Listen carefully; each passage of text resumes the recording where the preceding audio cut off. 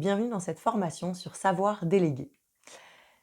Déléguer, c'est une chose qui s'apprend, qui peut paraître très simple pour certaines personnes parce que intuitivement, elles le font de façon assez facile, avec aisance. Et pour d'autres personnes, c'est extrêmement difficile. Mais néanmoins, la bonne nouvelle, c'est qu'il n'y a pas, il n'y a pas des gens qui sont faits pour déléguer et puis des gens qui ne sont pas faits pour déléguer. Quoi qu'il advienne, déléguer, ça s'apprend. Et donc, déléguer, ce qu'il faut bien comprendre, c'est que ce n'est pas se débarrasser d'une tâche auprès de quelqu'un. Ça, ce n'est pas déléguer. Ça, c'est juste dire je m'en lave les mains, ok? Je ne ferai plus ça. Donc, déléguer, ça demande de la responsabilité, ça demande de poser un cadre, ça demande de transmettre des consignes, ça demande de suivre le travail, la tâche exécutée. Et c'est un petit peu tout ce qu'on va regarder ici ensemble dans cette formation pour vous apprendre tout simplement à mieux déléguer ou à déléguer vos tâches et vos activités. Alors, revenons-en concrètement à qu'est-ce que veut dire déléguer. Déléguer, ça signifie donc charger quelqu'un d'une fonction, d'une mission, d'un projet, en transmettant son pouvoir. Déléguer, c'est vraiment ça. C'est-à-dire que je remets à l'autre une partie de mon pouvoir en lui disant je te fais confiance pour exécuter la tâche. Ça, qui est de ma responsabilité, je t'en charge. Et c'est intéressant de comprendre cette notion dans la délégation, que je délègue l'exécution de tâches de mission, je vais déléguer une partie de ma responsabilité, mais la responsabilité de la tâche pleine et entière continue à m'appartenir. Ça veut dire que si la personne à qui j'ai délégué a mal exécuté la tâche, ce sera de ma responsabilité. Ça ne veut pas dire qu'il est blanc comme neige de tout s'il a mal exécuté la tâche, mais il y a une part de responsabilité qui vous appartient éternellement. C'est pour ça que je disais au début, ça n'est en aucun cas se débarrasser de la tâche. Ça veut donc dire qu'effectivement, dans la délégation, il y a quelque chose de l'ordre de la supervision et de veiller à ce que la personne à qui vous déléguez ait tout ce qu'il faut pour bien exécuter sa tâche. Quel bénéfice pour vous de déléguer? Finalement, c'est que quand même quelque chose d'extrêmement utile dans la vie en général et dans le monde professionnel tout particulièrement, parce que finalement, déléguer, ça permet d'atteindre des objectifs de manière plus qualitative. Si vous déléguez à des personnes extrêmement compétentes sur certains sujets, vous aurez davantage de qualité. Ça permet également de répartir la charge de travail. On se doute bien qu'effectivement, une personne ou 4 personnes ne vont pas avoir la même productivité. Ça permet également de développer de nouvelles compétences, de nouveaux savoir-faire, tant pour vous, qui êtes la personne qui délègue, puisque vous apprenez et vous allez petit à petit développer des compétences, des savoir-faire sur la délégation. Et puis les personnes à qui vous déléguez, elles vont acquérir de nouvelles tâches, de nouvelles fonctions, de nouvelles missions. Ça permet également d'augmenter la motivation en général dans les équipes et dans les personnels, parce qu'effectivement, confier une partie des responsabilités de nouvelles tâches, c'est dire à l'autre, je te fais confiance pour les faire, je te fais confiance pour apprendre, pour performer, pour exécuter ça. Et donc ça développe et ça nourrit la motivation des gens. Ça permet de gagner la confiance dans les équipes, parce qu'effectivement, il n'y a rien de plus compliqué qu'un responsable qui finalement concentre tout, puis les gens se demandent un peu ce qu'ils font à côté. Donc, cette notion de confiance quand on délègue des tâches, elle est extrêmement importante, parce que c'est quelque chose qui est concret, en fait, je dirais. Ça permet également à vous, une fois que vous avez délégué, de vous concentrer sur les tâches où vous avez réellement une vraie valeur ajoutée, une vraie performance et une vraie priorité, je dirais, quoi. Donc ça peut être la planification, la gestion des équipes ou certaines tâches à très forte valeur ajoutée, on y reviendra. Ça va permettre parfois d'accélérer les prises de décision. Quand j'ai délégué certaines responsabilités à des gens, ils peuvent prendre toute une série de micro-décisions qui vont parfois pouvoir accélérer la productivité, pouvoir accélérer la réalisation de l'objectif, parce qu'il ne faut pas sans arrêt revenir vers vous. Et vous n'êtes peut-être pas, vous n'avez pas un temps infini, on va dire. Et puis, ça permet aussi d'encourager les prises d'initiative. Alors, grande question, quand est-ce que vous devriez déléguer? Je vais vous dire, à chaque fois que c'est possible. À chaque fois que c'est possible. Donc, à chaque fois qu'on a des tâches, effectivement, il faut réellement se demander, est-ce que j'ai intérêt ou pas à déléguer cette tâche?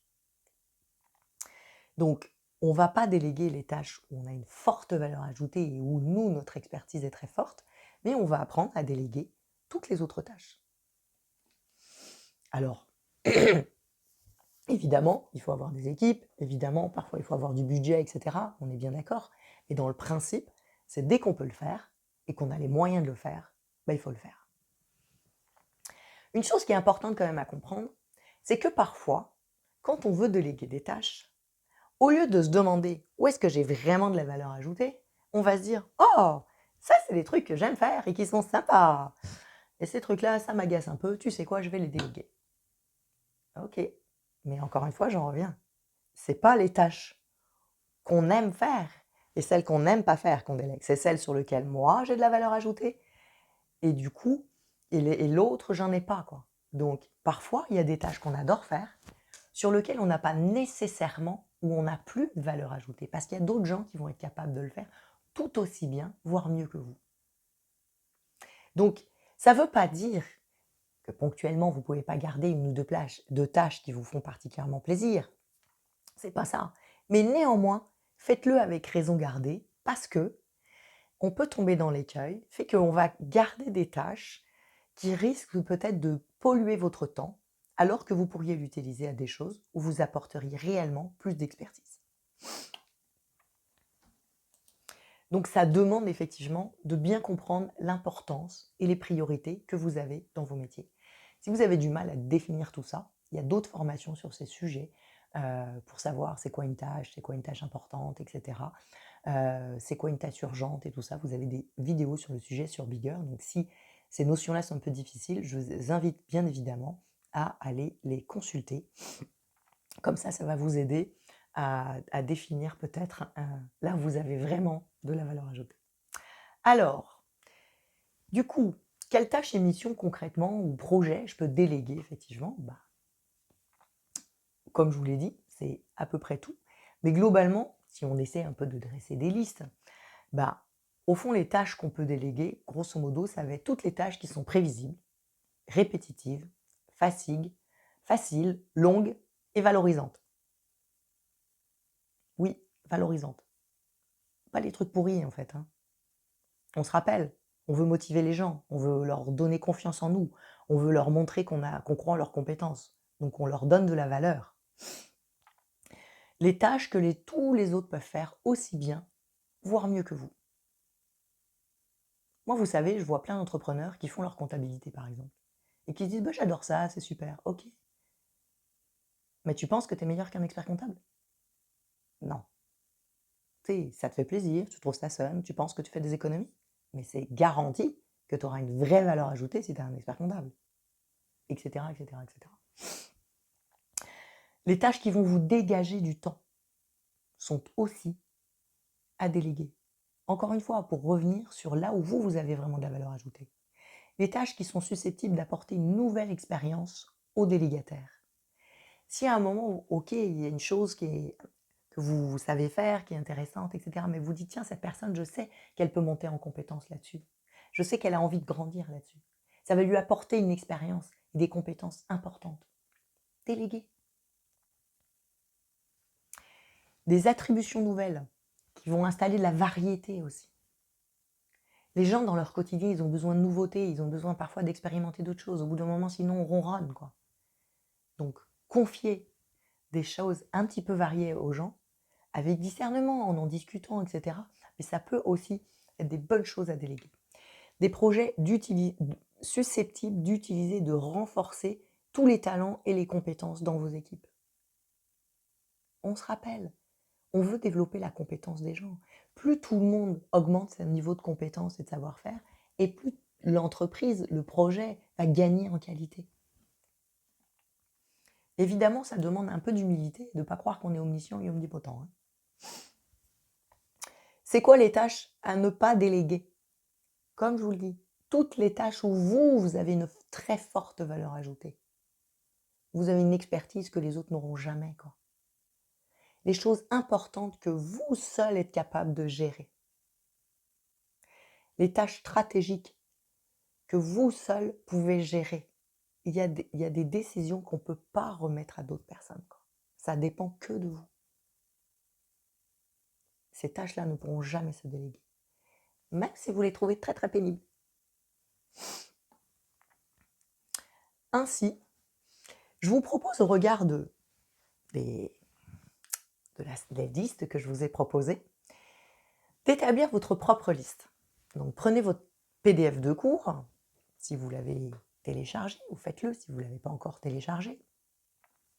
Et puis prenez le temps de noter, de réfléchir, effectivement, et d'identifier c'est quoi toutes les tâches qui sont stratégiques, qui sont importantes, qui font sens pour vous et que vous devriez conserver.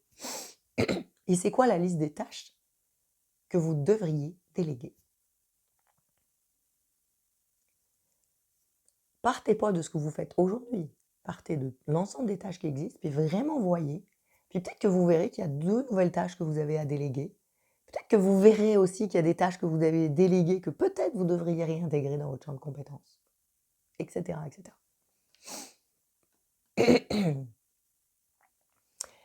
Ensuite, le gros enjeu, une fois qu'on se dit, bah, ok, très bien, j'ai ces tâches à déléguer, à qui je les délègue?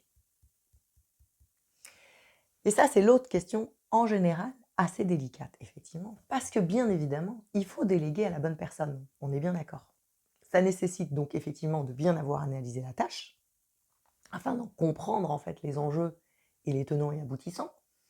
Si vous avez pu établir votre liste, normalement vous avez déjà un peu une bonne idée de ce que sont les tâches, mais ça demande effectivement de vérifier sur la tâche à déléguer, quelle est l'expérience requise. Est-ce que je peux déléguer ça à un junior, à quelqu'un qui a quelques années d'expérience, ou il faut que je délègue ça plutôt à un expert? Les compétences techniques et opérationnelles qui sont requises. Et ça ne veut pas dire que je ne peux pas nécessairement déléguer à quelqu'un qui n'a pas aujourd'hui les compétences techniques, mais je peux le former au préalable pour qu'il apprenne à le faire. Et c'est quoi les soft skills requises également? Et il est aussi important de déléguer à une personne qui est motivée et qui a envie de s'investir sur la tâche. Parce que si effectivement la personne trouve ça pénible, ça risque d'être rapidement compliqué. Et qui va également aussi avoir le temps et la disponibilité. Parce que si on va repérer une personne compétente, puis qu'on la charge dans son équipe, au bout d'un moment, elle risque d'être débordée, voire de craquer. Puis parfois, il y a d'autres gens dans l'équipe qui sont moins chargés. Alors vous me direz, oui, mais peut-être sont moins compétents. Oui, mais on se rappelle, les compétences, ça s'apprend. Que ce soit les soft skills ou les hard skills. Hard skills étant les compétences métiers. Donc effectivement, il faut trouver la personne compétente et motivée. Donc je vous invite effectivement à être particulièrement vigilant sur ça, mais je vous invite à prendre un moment pour vous dire, bah ok, par rapport à la liste des tâches que j'ai à déléguer, quelles sont les personnes là ou les personnes que j'ai identifiées et à qui je pourrais confier ces tâches pour les faire monter en compétences, pour leur montrer ma confiance, parce qu'elles sont capables de le faire, parce que moi je vais gagner en sérénité, parce qu'eux ils vont gagner en motivation, etc., etc., etc. Maintenant, on va voir comment déléguer efficacement et intelligemment. On a compris c'était quoi déléguer, on a compris ce qu'on pouvait déléguer ou pas, et on a compris à qui déléguer. Maintenant, comment on le fait de manière la plus efficace possible? La première chose, à mon sens, c'est d'expliquer les raisons et le contexte de la délégation. Donc on va effectivement expliquer à la personne pourquoi je l'ai choisi, pourquoi je lui fais confiance, c'est quoi les forces, les atouts, les compétences, la motivation que je lui reconnais. Je vais lui expliquer concrètement pourquoi donc je lui délègue cette tâche et je vais vraiment effectivement la valoriser au regard de ça, en lui montrant que je lui fais confiance. Concrètement. Parce que ça donne vraiment à l'autre la responsabilité et ça lui signifie que je ne l'ai pas choisi par hasard. C'est pas parce que tout d'un coup son agenda était vide. Et ça, c'est très important. Parce que le bénéficiaire de cette délégation va se sentir beaucoup plus valorisé si vous prenez ce temps-là. Ensuite, comment faire concrètement? Évidemment, comme je vous l'ai dit, il va falloir faire passer le bon message. Donc ça veut dire qu'il faut transmettre les bonnes consignes. Déléguer, c'est donner des consignes. J'ai créé un cours sur Bigger, sur rédiger une bonne consigne, donc allez le voir pour être certain de ne rien omettre, quoi. Parce qu'une bonne consigne, c'est donner l'ensemble des éléments d'information pour que la tâche que je délègue soit exécutée comme vous souhaitez qu'elle soit exécutée. Dans quel délai, avec quel niveau de qualité, avec quel niveau de compétence, etc., etc., etc. Former la personne, j'en ai parlé déjà. C'est essentiel de former les gens. Former parce que vous allez transmettre, vous, de la compétence et du savoir-faire. Et au début, ça peut demander peut-être plus de supervision. Mais former parfois à des outils, à des process, etc., à des compétences métiers, à des soft skills, de manière à ce que la personne à qui vous déléguez, elle ait tout pour exécuter correctement la tâche. Je vois parfois des gens qui sont venus me consulter en me disant « mais on m'a demandé de faire ça, mais en fait, j'y connais rien. Je ne sais pas par quel bout prendre. » Là, vous voyez bien qu'il y a eu un biais dans la délégation. On n'a pas vérifié que la personne, elle se sentait compétente ou qu'on ne lui a pas donné les moyens d'être compétent. Donc si on vous délègue une tâche,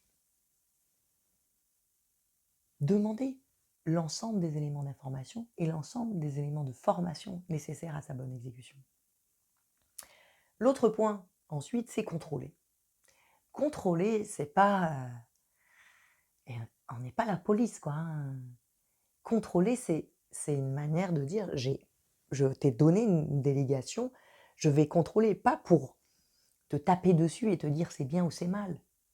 On contrôle pour vérifier que les choses avancent, pour apporter du support, pour donner des mesures correctrices s'il faut.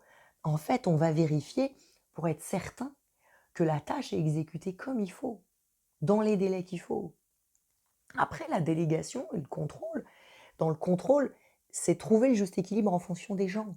Il y a des personnalités qui vont vraiment apprécier d'avoir un contrôle assez serré. Ça va les rassurer. Ils vont vouloir peut-être avoir un point à tous les jours ou tous les 2 jours pour être sûr que tout avance, etc. Ça les conforte, ça les rassure. Puis ils ont besoin d'un petit renforcement positif régulièrement. Il y a des gens, ils préfèrent qu'on fasse un contrôle plus épisodique, on va dire. Je ne sais pas si la tâche doit être exécutée dans un mois, peut-être un truc à mi-parcours, au bout de 15 jours, pour voir un peu comment ça avance, etc.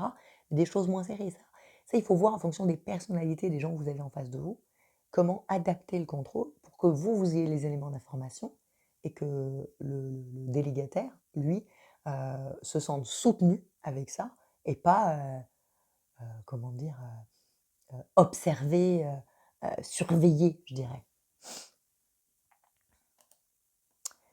Donc, on vérifie l'exécution de la tâche, l'avancement, que la personne a les bonnes ressources, les bons outils, les bonnes formations, etc. C'est pas compliqué d'aller dire, bon voilà, par rapport à la tâche que je t'ai confiée, comment tu te sens, est-ce que ça va bien, où est-ce que tu en es, etc. Est-ce que finalement il te manque quelque chose, ou est-ce que tu as tout ce qu'il faut pour fonctionner intelligemment. Vérifier aussi que la personne reste motivée, investie. Donner des petits coups de reconnaissance, ça aide bien, que le moral est bon. Tout ça, ça fait partie de votre rôle quand vous déléguez une tâche. L'autre point qui va être important, effectivement, c'est valoriser et remercier.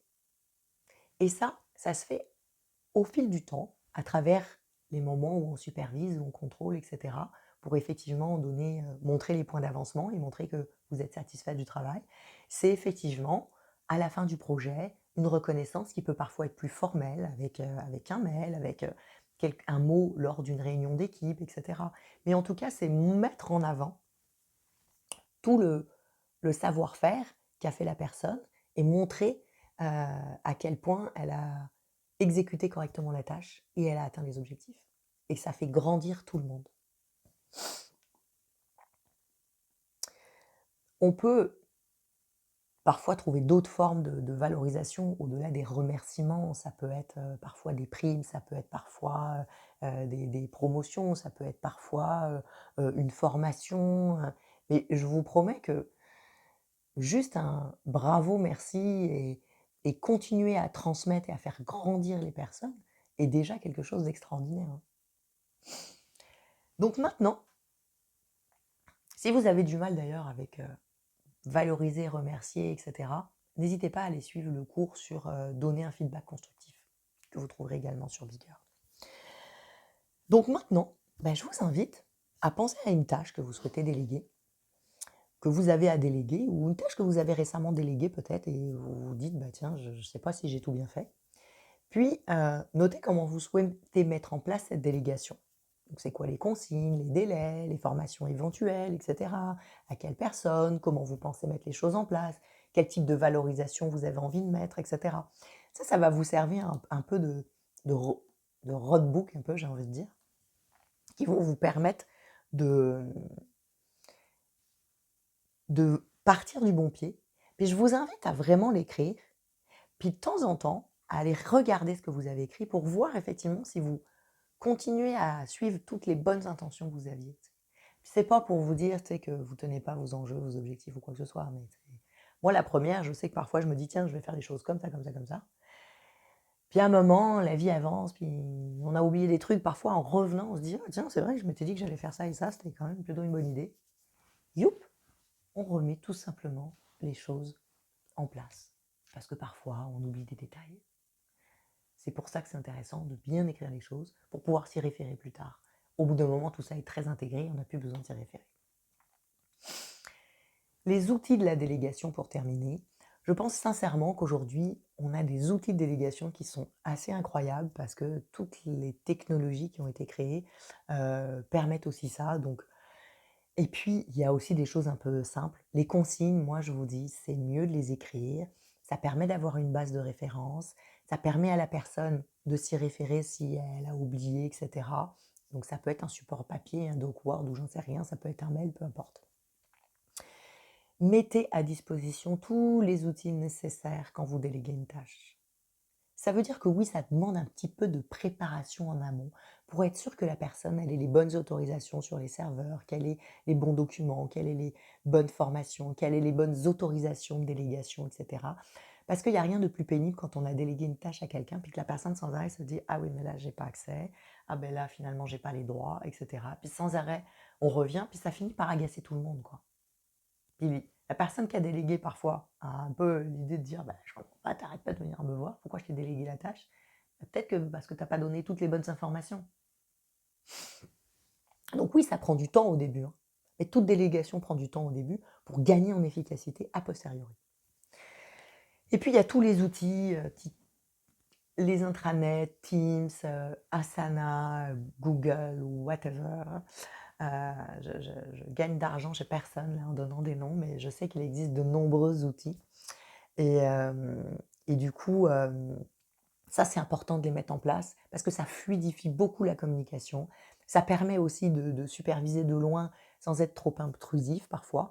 Et donc, ça permet à tout un chacun de poser, de donner l'information aussi et que vous ayez des remontées de feedback et d'avancées de projet. Donc, ces outils-là sont vraiment très utiles et précieux et peuvent être utilisés de façon très intelligente et constructive. Donc, évidemment, je vais vous inviter à prendre un moment et puis à vous dire, ok, c'est quoi les outils avec lesquels je travaille aujourd'hui? C'est quoi les outils avec lesquels j'ai peut-être envie de travailler demain? Comment je les mets en place? Est-ce que j'ai besoin de formation? Est-ce que mes équipes ont besoin de formation aussi par rapport à ça? Et comment vous allez les utiliser? À quel rythme? À quelle cadence? Quand est-ce que vous allez vérifier, etc. Puis n'hésitez pas à vous mettre des petites alertes dans votre agenda, à vous dire, tiens, il faut que j'aille vérifier tel élément, ou dans les outils, parfois vous avez les moyens de vous faire des pop-up quand il y a des mises à jour, etc. Des messages d'alerte, c'est ça que j'appelle des pop-up. Donc, de manière à ce que vous puissiez suivre tout ça intelligemment. Voilà ce que j'avais à vous dire sur la délégation. Je vous souhaite bonne continuation avec tout ça et je vous dis au plaisir sur Bigger.